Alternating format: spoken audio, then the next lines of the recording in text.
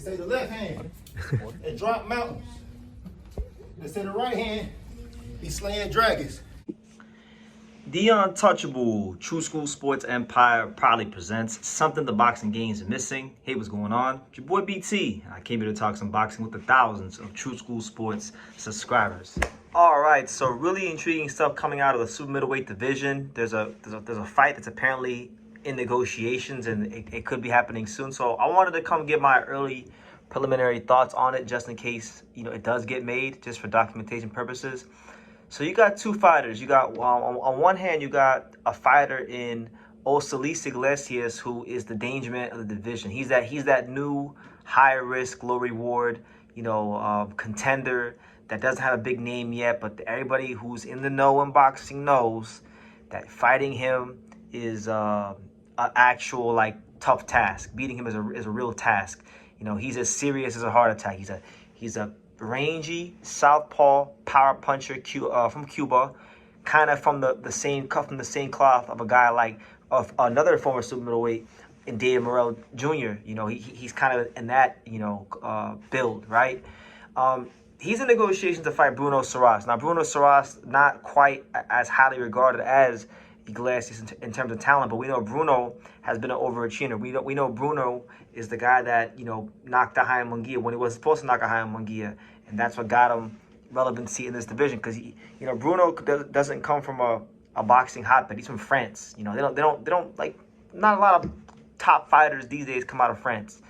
They're great in soccer. They're great in other sports, but boxing is not where they dominate in. But he's made a career for himself in France, and this could be a common fight. So as far as the fight, Iglesias is the number 1 IBF contender, and Bruno Surace is the current number 9 IBF contender. So now I don't believe that this fight will be for the vacant belt, because the belt is going to go vacant. Terrence Crawford is going to vacate all these belts at 168, and they're all going to go vacant. So it's possible maybe this fight could be for the vacant title, but I don't know. Surace being number 10, ranked so low, maybe it's not. So I think if it's not for the vacant title, maybe it winds up being as an IBF eliminator fight. But let's talk about the fight. Apart from the implications, let's talk about the fight. You got Iglesias, who's 14-0 with 13 knockouts. We look at his career, he's knocked out everyone he's fought with somewhat of a name in this game. He's made a statement against. Vladimir Shishkin, who probably should have been the world champion, because I really thought he beat William Skull. He knocked him out at 8 rounds. Wasn't even a hard fight for him. Marcelo Coceres, we know he fought guys like Berlanga and a couple other named guys in the division, knocked him out in a round. Sana Egbeko knocked him out in 2 rounds. And the list goes on and on and on of the guys he's fought. But, I think this is a good test, because Bruno really and truthfully should probably get chopped up by Iglesias. Bruno, I think, has done a great job. He's overachieved, and he's going to give it his best. And if Bruno Surace takes this fight against Iglesias, he deserves all the credit in the world, because Iglesias is going to become one of these guys in the division that the managers of other big name fighters are not going to go anywhere near, because he's not a big name. He don't got a big backing behind him as far as major television. He's with Eye of the Tiger management, if I'm not mistaken. Right, so most of their fighters they got to become the mandatory challenger before they really get on in the sport. But Bruno takes this fight; he deserves full credit, because really and truthfully, when you remove Jaime Munguia from his record, he's fought mostly just European guys, French guys. The best guy on his resume record wise was a guy who was 11-0, who he fought for the European title. So look, he doesn't really have the experience that Iglesias has in terms of the number of opponents he's fought. The only guy he's ever fought is Jaime Munguia. So I think for Bruno, it's a chance to show what he could do in disarming this vicious, murderous puncher in a guy like Iglesias. Iglesias, I can't remember which fight it was. I'm going to say it was maybe when he fought Evgeny Shvedko, maybe him. When he knocked him out, dude was seizing on the ground. He hits these guys and they really feel it. So I think Bruno's up against it. I honestly don't see this fight going more than 4 rounds. I think Iglesias is on that level. I look at Iglesias as a guy that's going to go all the way. Yeah, but with all due respect to Bruno Surace, I think he's going to get chopped up and beat up badly in this fight. Because Iglesias can box. You know, Iglesias, from what I've seen, he has a good understanding of his punching range and power punching range, and he gets a lot of good leverage behind these shots. And with Bruno, you know, I think he's a good fighter. I think he's crafty. I think he has good timing. I mean, he's not a big puncher, but he has a lot of things in and around his skill set that I think are really that he does very, very well.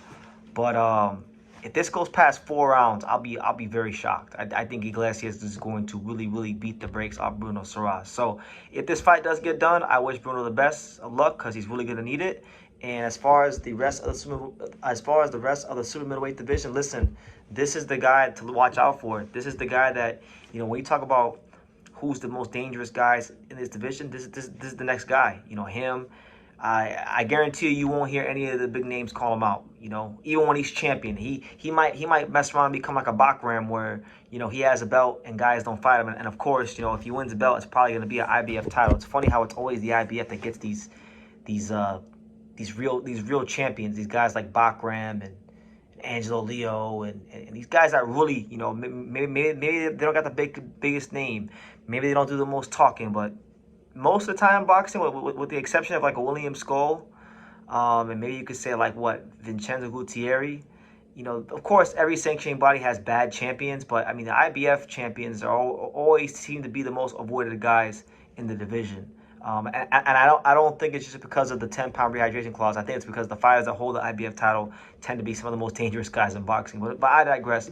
That's the news, guys. Those are my early preliminary thoughts. If it does get made, Osleys Iglesias, Bruno Surace in negotiations. What do you guys think? I think it's a good step for the super middleweight division and a good step in Iglesias' career and a very big test for Bruno Surace. The fact that Bruno Surace even got to negotiations for this fight shows that him and his team got some balls on them, and they deserve respect and credit because Iglesias is no joke. So leave your comments down below. Make sure you guys take the time to subscribe. And like I say in every single one of these videos, you can love me or you can hate me, but I'm just a kid from Dania. So until next time, take care, guys. Thank you for watching True School Sports. Thank you for watching another video on the untouchable True School Sports Empire, the home of boxing.